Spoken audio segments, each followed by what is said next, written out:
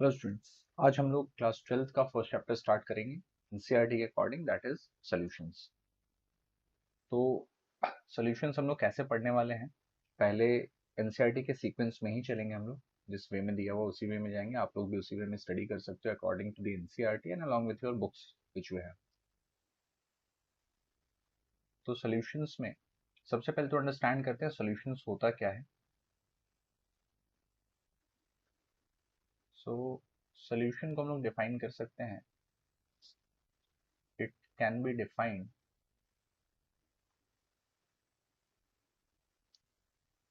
as the homogeneous mixture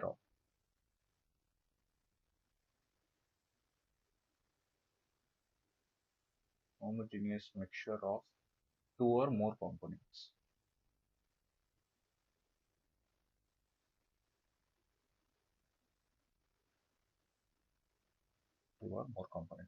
तो solution homogeneous mixture है। Homogeneous का मतलब क्या हुआ? कॉम्पोजिशन विल बी यूनिफॉर्म, यानी जहां से भी उसको हम लोग चेक करें, प्रॉपर्टीज देखें, सारी प्रॉपर्टीज एक जैसी मिलेंगी। So homogeneous means uniform composition.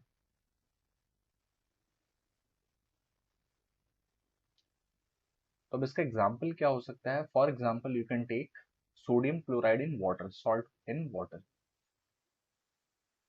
तो सोडियम क्लोराइड को वाटर में जब मिक्स करेंगे हम लोग और वो कम्प्लीटली डिजोल्व हो जाएगा, तो उसको जहां से भी चेक करें, उसका ऊपर वाला जो पोर्शन उसका टेस्ट करें, बीच में कहीं करें या आखिर वाले से करें, हमेशा टेस्ट एक जैसा मिलता है।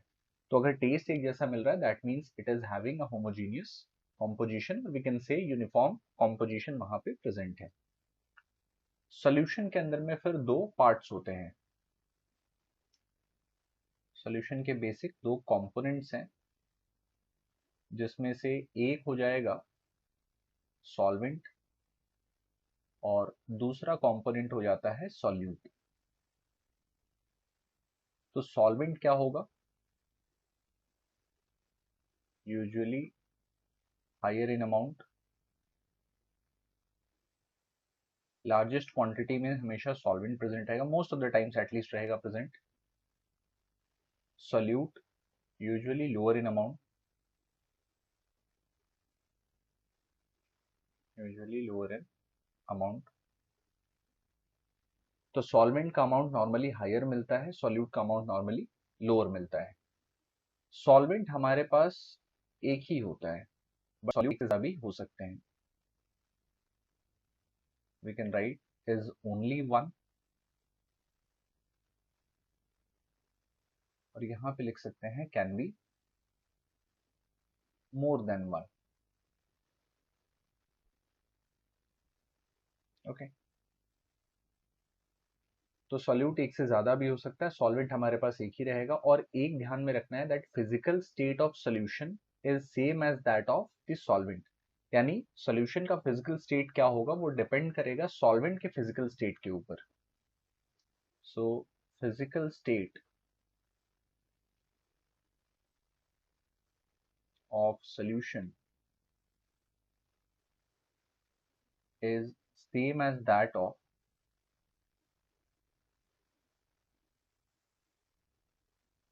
Solvent.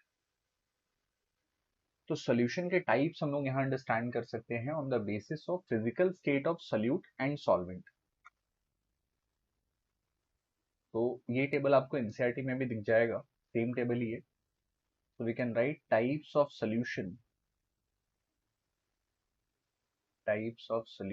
on the basis of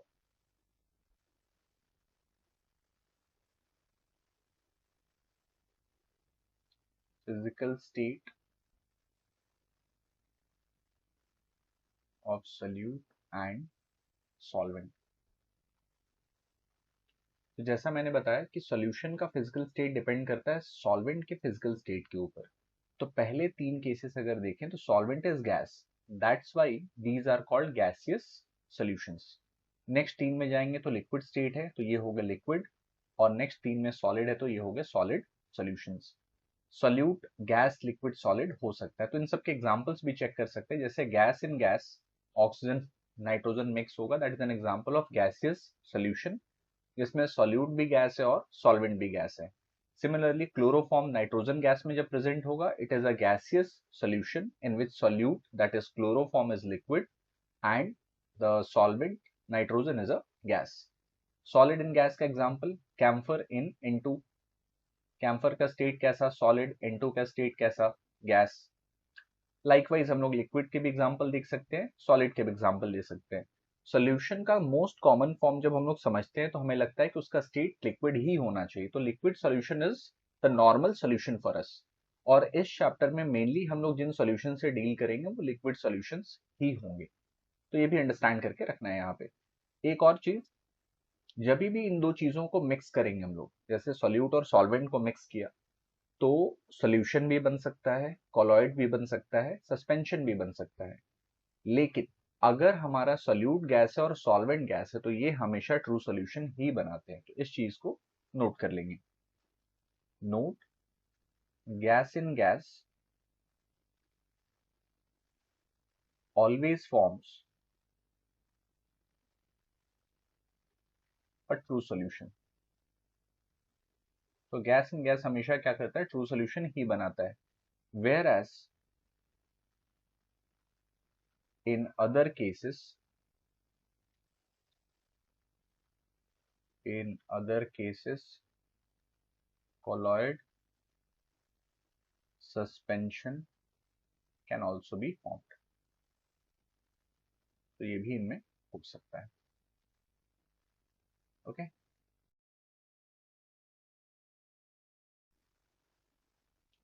next topic is concentration terms. Concentration terms होता क्या है ये समझते हैं पहले. तो किसी भी एक सॉल्यूशन को हम लोग या तो डाइल्यूट बोल सकते हैं या फिर कॉन्सेंट्रेटेड बोल सकते हैं. तो डाइल्यूट का मतलब क्या हुआ? It means that relatively amount of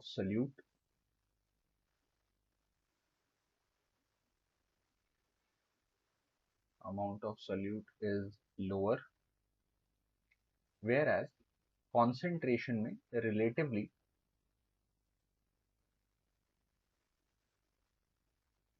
amount of solute is higher.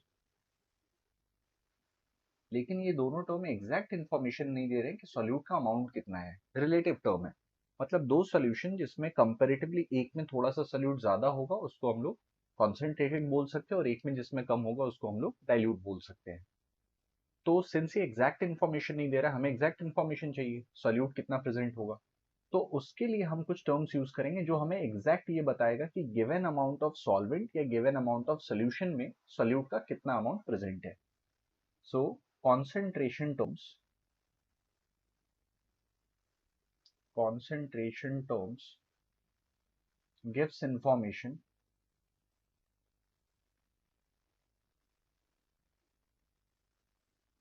about the amount of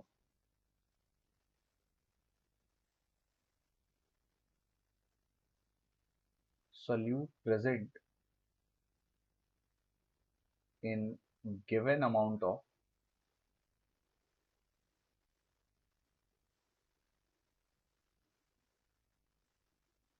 solvent or solution. तो गिवन अमाउंट ऑफ सॉल्वेंट या सॉल्यूशन में सोल्यूट का कितना अमाउंट प्रेजेंट है ये हमें इन टर्म्स से पता चलेगा. तो इन टर्म्स को एक एक करके हम लोग अंडरस्टैंड करेंगे.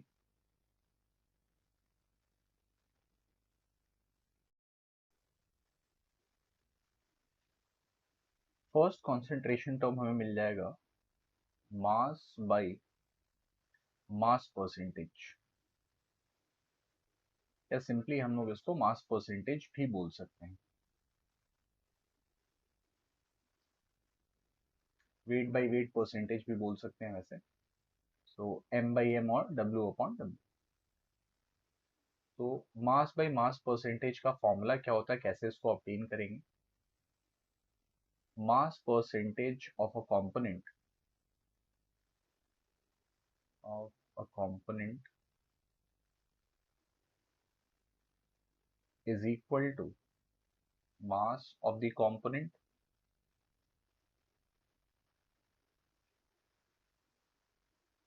divided by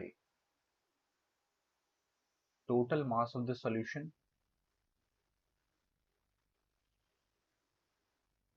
into 100। अब सिंस न्यूमरेटर डिनोमिनेटर दोनों में मास दिया हुआ है तो ये ध्यान देना है that unit of mass in both the terms will remain same. So note unit of mass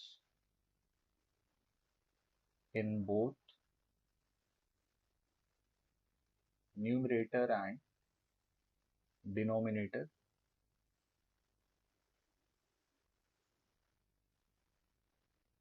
will remain same।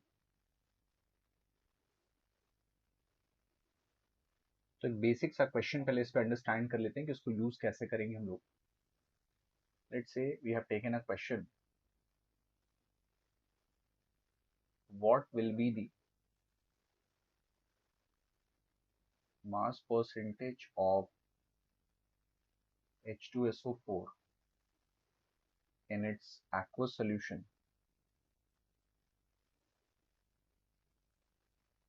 if 10 gram of H2SO4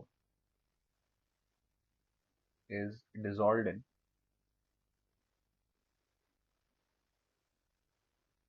190 gram of water। 190 gram of, तो अगर ये हम लोगों ने यहाँ पे लिया, एक्वस का मतलब हो गया solvent is water, solvent H2O हो जाएगा, solvent is H2O। Mass percentage find करने के लिए मास, जिसका भी मास परसेंटेज ऑब्टेन करना है उसका मास चाहिए होगा, तो यहाँ पे मास परसेंटेज हमें H2SO4 का निकालना है। Therefore mass percent of H2SO4 is equal to mass of H2SO4 divided by mass of solution into 100। और दोनों के यूनिट सेम है, ग्राम्स में ही दिए हुए हैं। सो H2SO4 का मास 10 ग्राम दिया हुआ था, डिवाइडेड बाई सोल्यूशन का मास चाहिए। सोल्यूशन का मास कैसे मिलेगा? Mass of solution is equal to mass of solute plus mass of solvent. तो इन दोनों के मासेस को हम लोग ऐड कर सकते हैं। तो 10 ग्राम H2SO4 का मास प्लस अपॉन 10 प्लस 190, ये हो जाएगा सोल्यूशन का mass multiplied with 100। So that is 10 upon 200 into 100। तो इसको अगर हम लोग चेक करें, we are getting the answer as 5%। So mass percentage of H2SO4 in the given solution is 5%। ये हमारा इसमें आंसर हो जाएगा।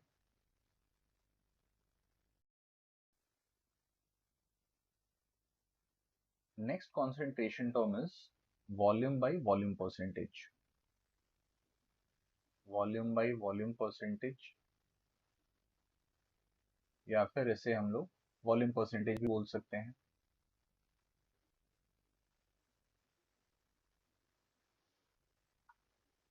We can write it as V upon V। तो किसी भी कंपोनेंट का, यानी सोल्यूट और सॉल्वेंट दोनों में से किसी का भी वॉल्यूम परसेंट हम लोग ऑब्टेन कर सकते हैं यहाँ पे। So volume percentage of a component is equal to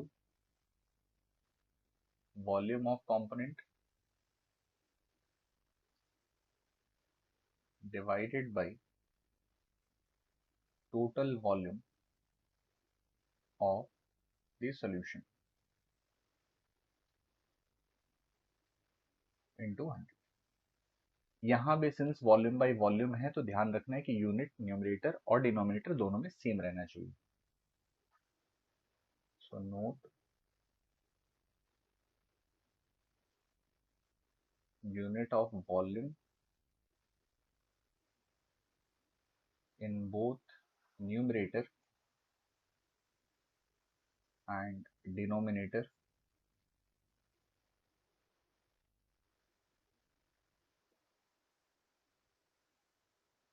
will remain same। Okay, तो एक बेसिक सा क्वेश्चन इस पे भी लेते हैं, अंडरस्टैंड करते हैं।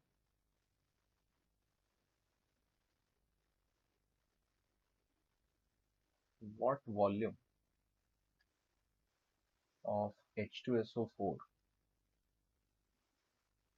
will be present in 10 liter of its solution if the concentration of the solution was 1% H2SO4 V by V। तो अगर कॉन्सेंट्रेशन इस सोल्यूशन का 1% है H2SO4 के टर्म में, वॉल्यूम बाय वॉल्यूम के टर्म्स में, तो हमें ये बताना है कि 10 लीटर ऑफ सोल्यूशन में H2SO4 का वॉल्यूम कितना होगा। तो फॉर्मूला अप्लाई कर देंगे डायरेक्ट। यहाँ पे volume of H2SO4, volume of H2SO4 is equal to, not volume of H2SO4, volume percentage of H2SO4, V by V of H2SO4 is equal to volume of H2SO4 divided by volume of solution into 100। तो V by V अपने पास 1% दिया हुआ है, volume of H2SO4 we have to find, volume of H2SO4 divided by solution की volume 1 litre दी हुई है into 100। तो इसको सिंप्लीफाई करेंगे तो volume of H2SO4 will get as 1/100, that is 0.01 litre, या फिर 0.01 into 1000, दैट इज 10 ml। तो 10 ml हमारे पास H2SO4 प्रेजेंट होगा यहाँ पर इन, सॉरी यहाँ पे 10 लीटर दिया होता है, इट वॉज नॉट 1 लीटर, मैंने 1 के हिसाब से निकाल दिया, इसको 10 कर देते हैं। तो अगर यहाँ 10 पुट कर देंगे देन ये हो जाएगा 0.1 litre, 0.1 litre, that is 0.1 into 1000, that is 100 ml। तो यहाँ पे 100 ml अपने पास H2SO4 प्रेजेंट होगा इन 10 litre of solution. Next term is mass by volume percentage, mass by volume percentage. तो ये हो जाएगा W/V।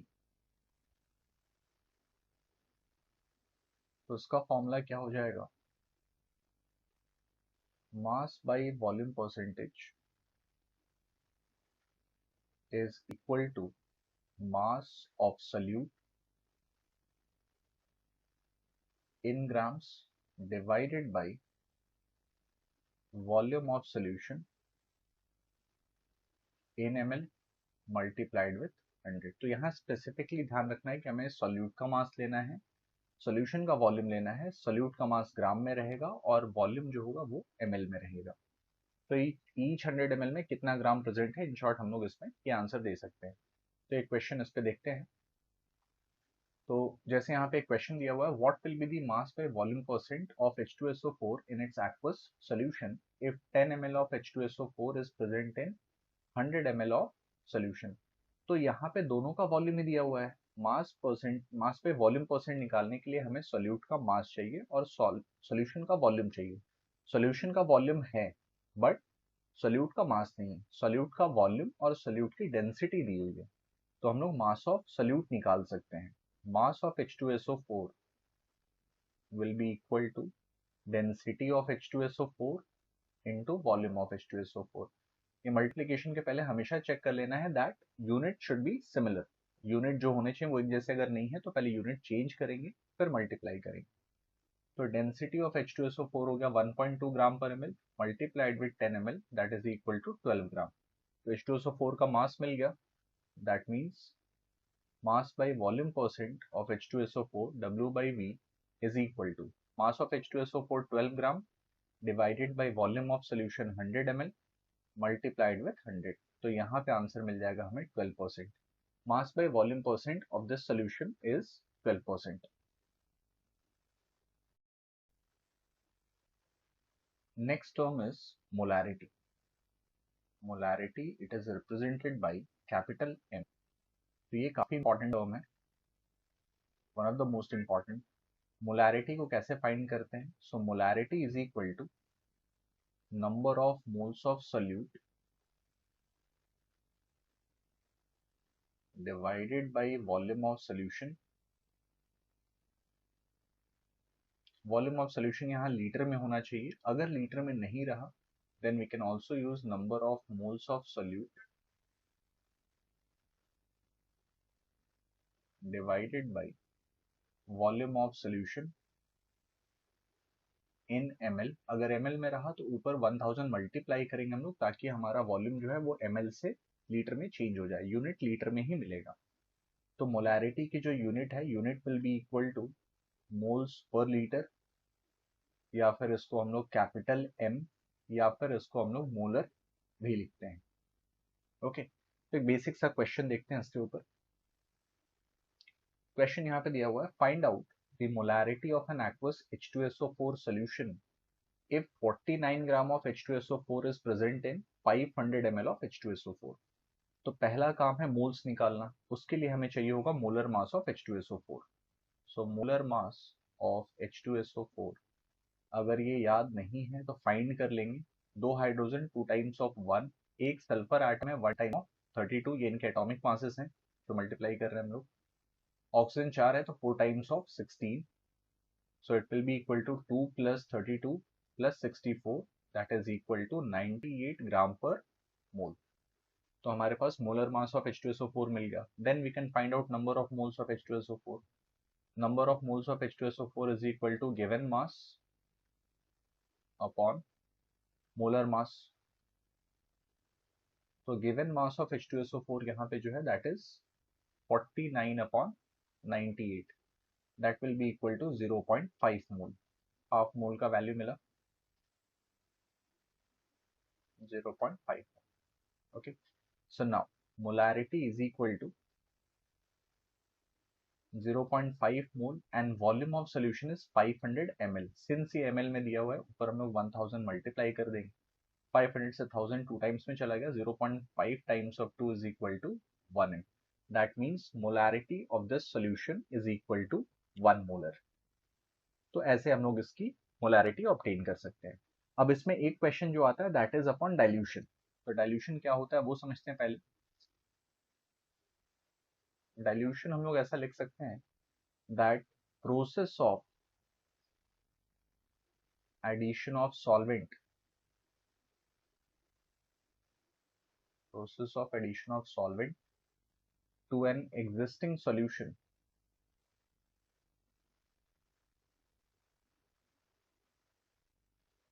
is called dilution. और डाइल्यूशन से क्या होगा? Due to dilution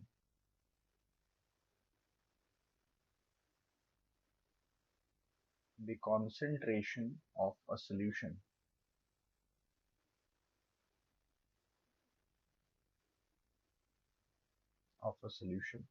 decreases. Okay, तो डाइल्यूशन करने के बाद कॉन्सेंट्रेशन सोल्यूशन का हमेशा डिक्रीज ही होता है. तो यहाँ पे एक इक्वेशन यूज कर सकते हैं हम लोग.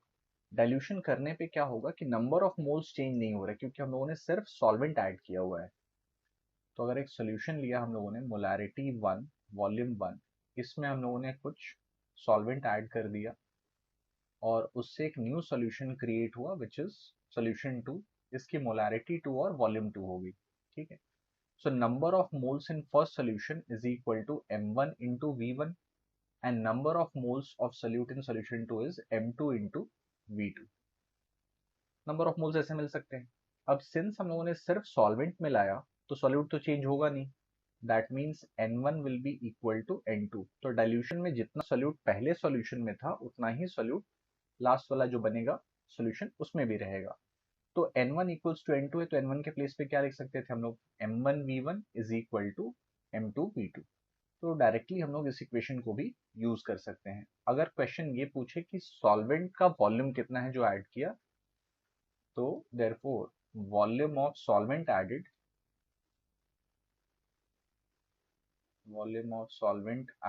Is equal to V2 minus V1।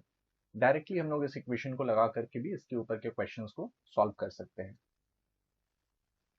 तो जैसे एक क्वेश्चन है, what volume of water should be added to 2 liter of 2m aqueous H2SO4 solution so that its concentration changes to 0.1 molar। तो एक सॉल्यूशन हमारे पास पहले से प्रेजेंट है, solution 1 which is 2 molar and 2 litre. इसमें हम लोगों ने कुछ वाटर मिलाया, इससे फॉर्म हो गया सॉल्यूशन 2। मोलैरिटी इसकी 0.1 m है, बट वॉल्यूम हमें नहीं पता है, तो इक्वेशन यूज कर लेंगे by using m1v1 is equal to m2v2। m1 2 था, v1 यहाँ पे 2 हो गया, m2 इज 0.1 और v2 फाइंड कर लेंगे। So that means v2 will be equal to 2 into 2 upon 0.1, so 4 upon 0.1 that is 40।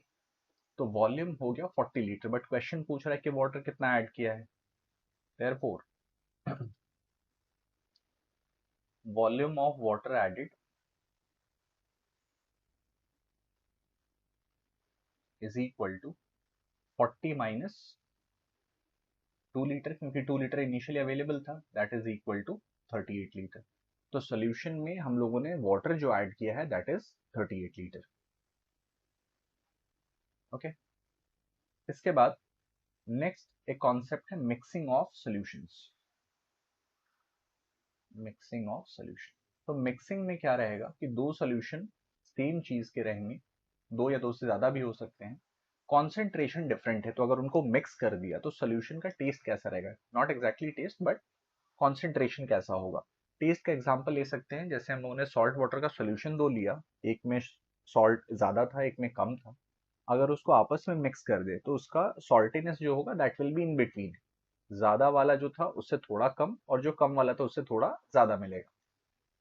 तो जैसे एक सॉल्यूशन है कॉन्सेंट्रेशन जिसका m1v1, दूसरा m2v2, और इनको मिक्स करने के बाद एक नया सॉल्यूशन बना कॉन्सेंट्रेशन जिसका m3 रहा and volume will be v3।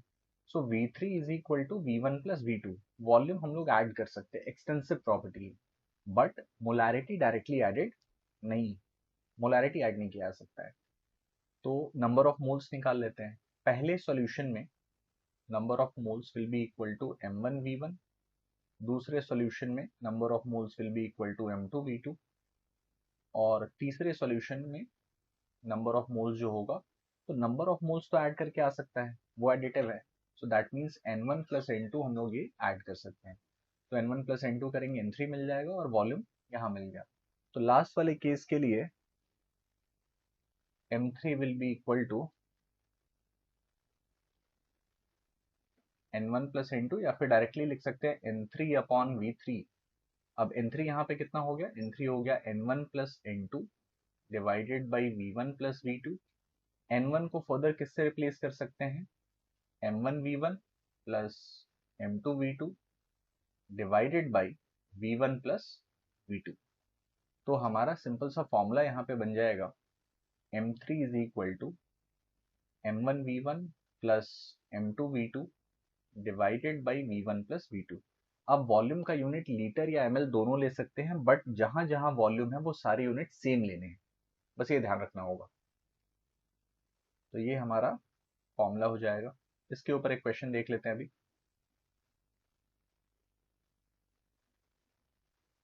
So question यहाँ पे दिया हुआ है, what will be the molarity of a solution formed by mixing 1200 ml of 2 molar aqueous H2SO4 with 800 ml of 1m aqueous H2SO4।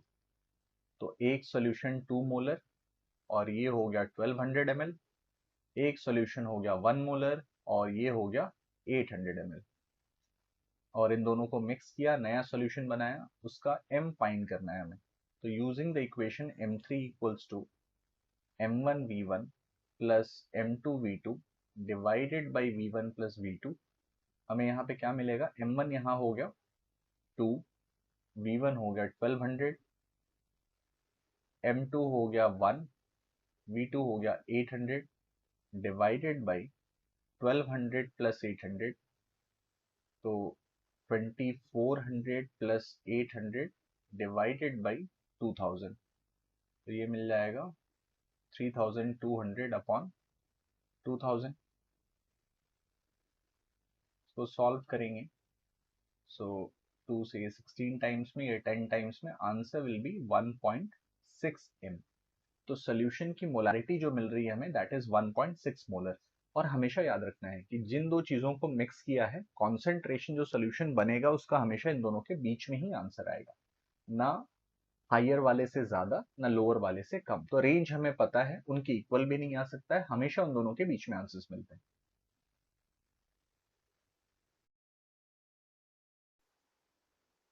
Hello friends, next term जो हम लोग सीखने वाले हैं that is molality. Molality with a small m। तो molality भी काफी important है।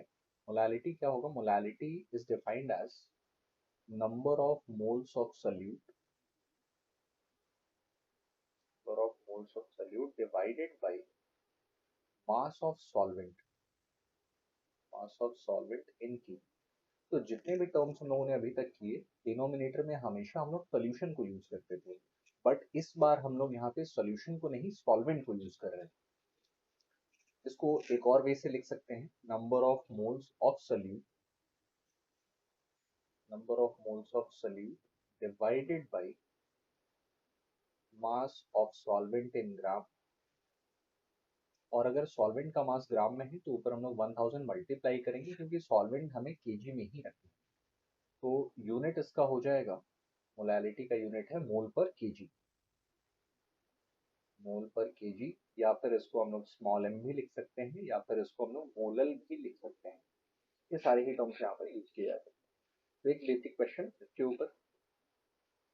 तो क्वेश्चन दिया हुआ है, find out the molality of an aqueous H2SO4 solution if 9.8 gram of H2SO4 is present in 109.8 gram of solution। तो H2SO4 का मास कितना, 9.8 ग्राम, सोल्यूशन का मास कितना, 109.8 ग्राम। लेकिन फॉर्मूला में हमें सोल्यूशन का मास नहीं, सॉल्वेंट का मास चाहिए। तो पहले मोल्स निकाल लेते हैं H2SO4 का। Number of moles of H2SO4 is 9.8 divided by 98, that will be equal to 0.1 mole। Then हम लोग फाइंड कर लेंगे mass of solvent. Mass of solvent will be equal to 109.8 minus 9.8, that is equal to 100 gram. Solvent का mass मिल गया। So molality is equal to 0.1 divided by 100 into 1000। Since ये gram में था इसलिए हम लोगों ने मल्टीप्लाई विद 1000 किया हुआ है। 0.1 into 10 is equal to 1 m, और वी कैन राइट 1 मोल पर केजी। तो मोलालिटी इसकी हो गई 1 मोल पर केजी। नेक्स्ट हम लोग समझने वाले हैं रिलेशनशिप बिटवीन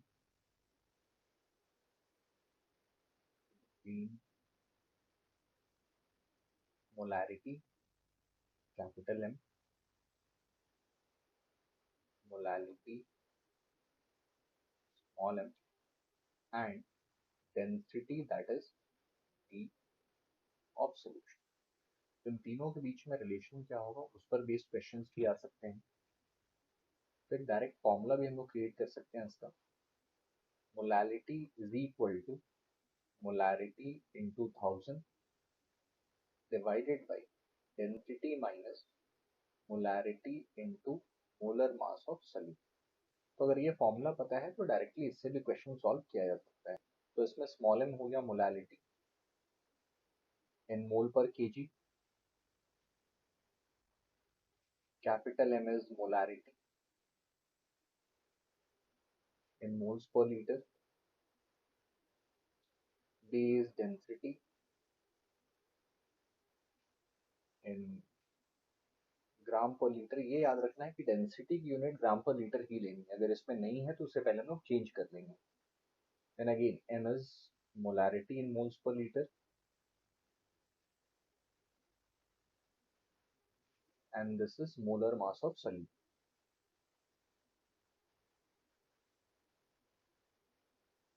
ये मोलर मास ऑफ सोल्यूट हो जाएगा इन ग्राम पर मोल।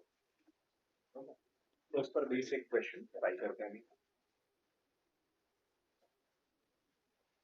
यहाँ एक क्वेश्चन दिया हुआ है, find out molality of 2m aqueous H2SO4 solution if the density of solution is 1.2 kg per liter। तो by formula unit of density हमें जो यूज करना है दैट विल बी इन ग्राम पर लीटर, तो 1.2 kg को ग्राम में चेंज करेंगे तो भी 1200, तो ये हो जाएगा 1200 ग्राम पर लीटर।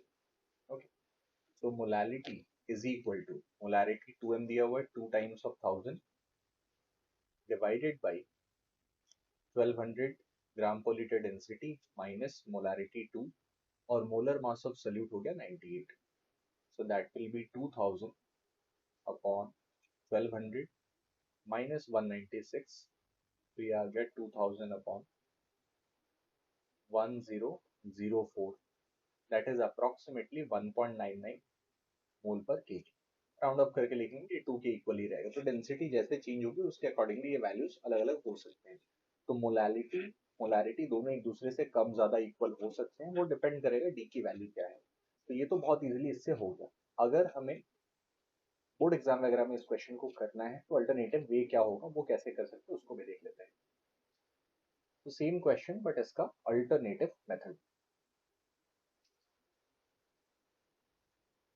तो अल्टरनेटिव मेथड में हमें वॉल्यूम अज्यूम करना पड़ेगा। So let the volume of solution be 1 litre. तो सॉल्यूशन का वॉल्यूम अगर हम लोगों ने 1 लीटर मान लिया, then by using the equation for molarity, molarity is equal to number of moles upon volume, that means number of moles of H2SO4 is equal to molarity into volume. तो molarity हो गई 2, volume हो गया 1, तो ये मिल गया 2 mole. Then density of solution, density is equal to mass upon volume, density दिया हो 1.2 kg, 1.2 is equal to mass of solution, volume is 1 liter, that means mass of solution is equal to 1.2 kg और 1200 ग्राम। solution का mass मिल गया, mass of solution is equal to mass of solute plus mass of solvent। अब solute का मास कितना होगा, तो solute H2SO4 है, that is 2 moles, so 2 times of molar mass of H2SO4 98 plus mass of solvent। तो mass of solution था 1200 ग्राम, that is equal to 196 plus mass of solvent। Simplify करेंगे इसको हम लोग, mass of solvent यहाँ से मिल जाएगा 1004 ग्राम। तो molality will be equal to number of moles of solute 2 upon mass of solvent 1004 gram into 1000। ये भी सॉल्व करने पे हमारा वैल्यू 1.99 मोल पर केजी ही मिलेगा। तो इस मेथड से भी कर सकते हैं या फिर जो फॉर्मूला हमारे पास है डायरेक्टली उससे भी कर सकते हैं। What ever is easier for you, you can do that, but इसमें थोड़ा सा टाइम ज्यादा लगेगा, वो बहुत जल्दी सॉल्व हो जाएगा उससे। नेक्स्ट टर्म हम लोग अंडरस्टैंड करने वाले हैं मोल फ्रैक्शन। मोल फ्रैक्शन इसको हम लोग काई से रिप्रेजेंट करते हैं, और सिंप्लीफिकेशन के लिए हम लोग इसको एक्स भी बोल सकते हैं। तो मोल फ्रैक्शन मास परसेंटेज वगैरह के जैसे ही दोनों कंपोनेंट्स को ऑब्टेन किया जा सकता है। तो जनरली इसको डिफाइन कैसे करेंगे, mole fraction, mole fraction of a component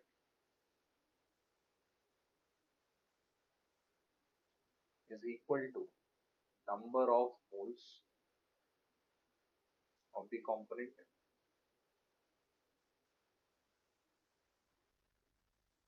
divided by total number of moles of the solution। Okay, तो इसको अंडरस्टैंड करने के लिए एक बाइनरी सॉल्यूशन का एग्जांपल ले लेते हैं। बाइनरी सॉल्यूशन मतलब जिसमें दो ही कंपोनेंट्स प्रेजेंट होंगे। तो सॉल्यूशन का सिंपलेस्ट टाइप जो हो सकता है that will be a binary solution. इसमें सॉल्वेंट को हम लोगों ने ए मान लिया और इसमें सोल्यूट को हम लोग मान लेते हैं बी। सो इसके नंबर ऑफ मोल्स को अगर लिखें, number of moles of A is N A and number of moles of B को एन बी मान लिया। So by formula mole fraction of A will be equal to number of moles of A divided by number of moles of A plus number of moles of B, whereas mole fraction of B will be equal to number of moles of B upon number of moles of A plus number of moles of B. Okay, तो याद रखना है mole fraction की value हमेशा 0 to 1 के बीच में रहती है। x या काई की वैल्यू हमेशा 0 to 1 के, अगर x equals to 0 रहा that means no A is present in the solution, A solution में present ही नहीं है, present in the solution। और अगर कहीं लिखा रहा काई ए इज इक्वल टू 1 या x equals to 1 that means you have pure A, उसके अंदर में और कुछ प्रेजेंट नहीं है, सिर्फ ए प्रेजेंट। ओके, ये एक इंपॉर्टेंट पॉइंट याद रखेंगे। और मोल फ्रैक्शन का सम जो होगा, जितने भी कंपोनेंट्स हैं उनके मोल फ्रैक्शन का सम हमेशा एक सॉल्यूशन के लिए 1 आता है। सो summation of all the mole fraction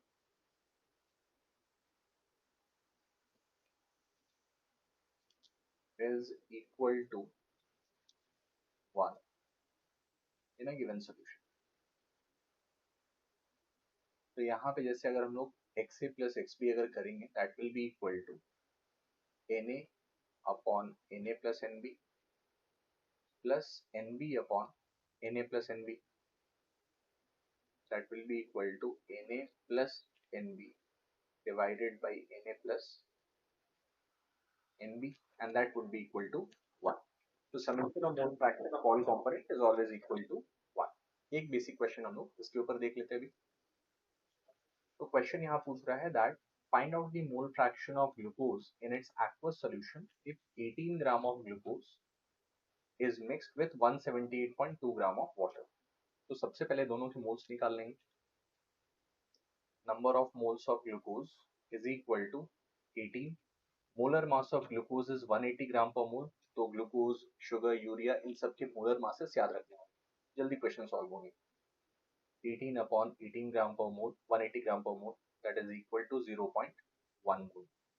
तो ग्लूकोज का मोल हो गया 0.1। Number of moles of water find कर लेंगे, N of H2 is equal to 178.2 upon 18 और ये हो जाएगा 9.9 मोल। तो ये वैल्यू एब्सर्ड सा दिख रहा है बट इसमें वैल्यू बहुत ही एग्जैक्ट एक्यूरेट वैल्यू मिल रहा है जिससे हमें आंसर बहुत इजीली मिल जाएगा। So mole fraction of glucose is equal to number of moles of glucose divided by number of moles of glucose plus number of moles of water. N of glucose हो गया 0.1 and this is 0.1 plus 9.9 that will be equal to 0.1 upon 10। तो mole fraction इसका मिल गया 0.01, hence mole fraction of glucose is 0.01।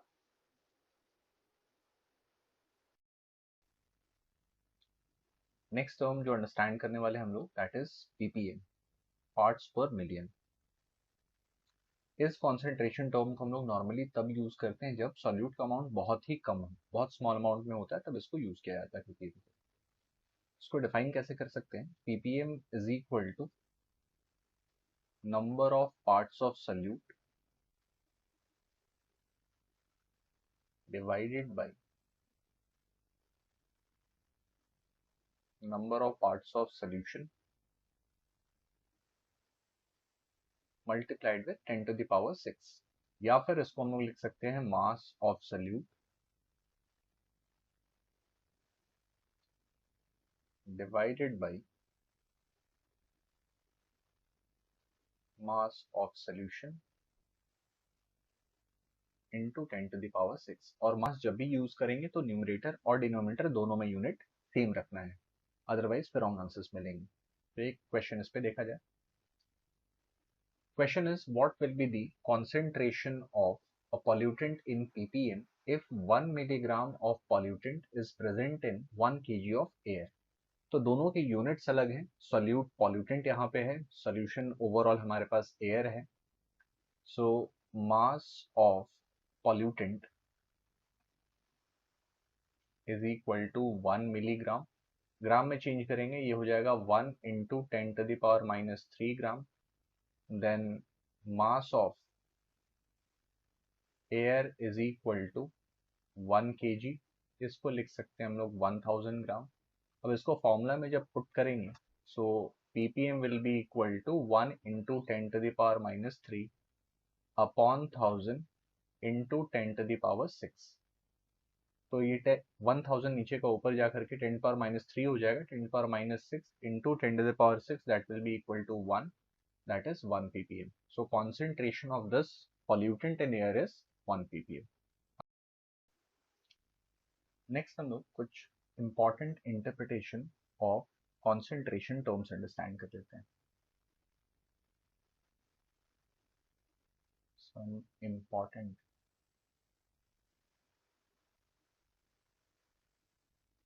interpretation of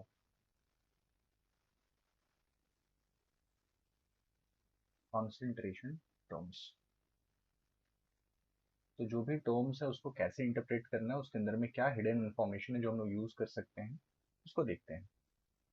बार बार मैंने H2SO4 इसीलिए use किया ताकि एक ही अगर सॉल्यूट रहेगा तो अंडरस्टैंडिंग में इजी होगा, otherwise you can use anything you want. तो पहला हम लोग लेते हैं, if mass percent of H2SO4 in its aqueous solution is 5%. तो इसका अंडरस्टैंडिंग क्या है, इससे हम लोग क्या अंडरस्टैंड कर रहे हैं? It means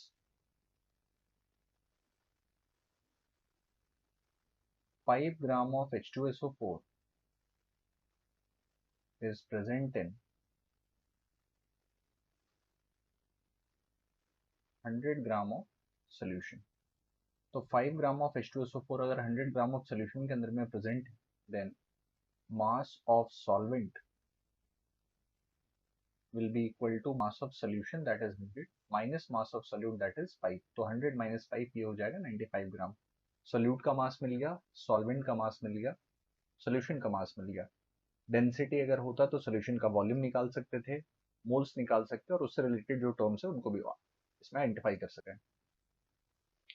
next, if volume percent of H2SO4 in its aqueous solution is 2%. अगर ऐसा स्टेटमेंट होता तो इससे क्या अंडरस्टैंड कर रहे हैं? It means 2 gram of, sorry not 2 gram, 2 ml, 2 ml of H2SO4 is present in 100 ml of solution. तो वॉल्यूम के टर्म्स में इसको इंटरप्रेट कर सकते हैं. नेक्स्ट, अगर हमारे पास रहा if mass by volume percent of H2SO4 in its aqueous solution is 4%. तो इसका क्या मतलब है? It means 4 gram of H2SO4 is present in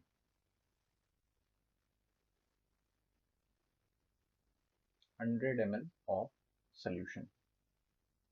तो ये इंफॉर्मेशन यहाँ से इंटरप्रेट किया हम लोगों ने, फिर इस इंफॉर्मेशन को यूज करके कोई दूसरा टर्म या कुछ और हम लोग आइडेंटिफाई कर सकते हैं. नेक्स्ट वन, अगर हमारे पास दिया रहा 1 m aqueous H2SO4, 1 molar aqueous H2SO4, तो इसका मतलब क्या है? It means 1 mole of H2SO4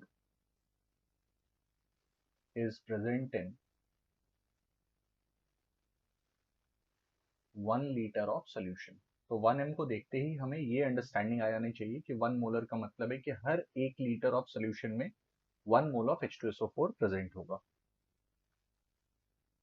then next one, 1 molar aqueous H2SO4, 1 small m अगर रहा तो उसका क्या मतलब है? 1 mole of H2SO4 is present in 1 kg of water, और वाटर यहाँ पे सॉल्वेंट है तो उसके बारे में ये फॉर्मेशन है, ठीक है। मोलर इंटरप्रेट किया, मोलल किया, देन हम लोग जाते हैं नेक्स्ट मोल फ्रैक्शन में।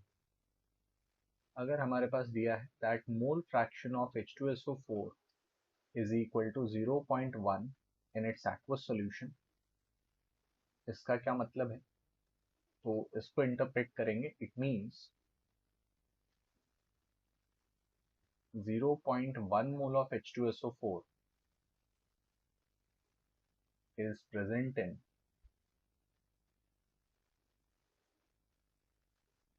1 mole of solution।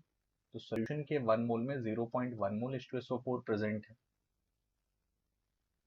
तो इसमें हम लोग मोल्स ऑफ सॉल्वेंट भी निकाल सकते हैं। Moles of solvent will be equal two moles of solution that is 1 minus moles of solute 0.1, simplify करेंगे विल गेट इट एज 0.9 मोल। तो उसका अगर कोई यूज होगा तो वो भी वहां पर इस्तेमाल किया जा सकता है।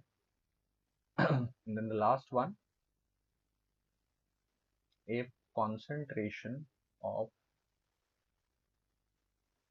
a particle is 1 ppm in air, तो उसका मतलब हो गया 1 ग्राम ऑफ सल्यूट, जो कि यहाँ पे पार्टिकल जो भी प्रेजेंट होगा, is present in 10 to the power 6 gram, that is 1 million gram of air. इसको हम लोग इस वे में इंटरप्रेट कर सकते हैं। तो इन सारे इंटरप्रिटेशंस का फर्दर हम लोग यूज कर पाएंगे in finding some different concentration terms, या फिर जो भी क्वेश्चन वहां पे रहा उस चीज में। नेक्स्ट हम लोग अंडरस्टैंड करने वाले हैं टेम्परेचर डिपेंडेंस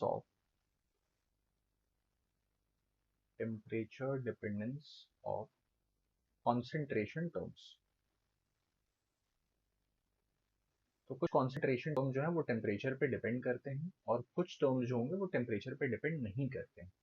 तो कौन से टर्म्स टेम्परेचर पे डिपेंड करेंगे और कौन से टर्म्स टेम्परेचर पे डिपेंड नहीं करेंगे, वो जानना है पहले। तो किसी भी टर्म में अगर volume as a component present है तो वॉल्यूम टेम्परेचर से इफेक्ट होता है। तो वो सारे टर्म जिसमें वॉल्यूम प्रेजेंट होगा वो टेम्परेचर से इफेक्ट होंगे। सो कॉन्सेंट्रेशन टर्म्स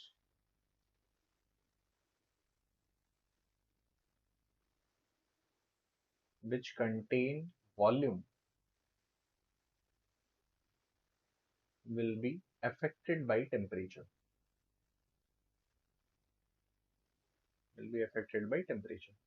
तो वो टेम्परेचर से अफेक्ट इसलिए हो रहा है क्योंकि टेम्परेचर वॉल्यूम को चेंज कर सकता है। तो दो कॉलम्स ले लेते हैं हम लोग, एक टेम्परेचर डिपेंडेंट टर्म्स और एक टेम्परेचर इंडिपेंडेंट टर्म्स।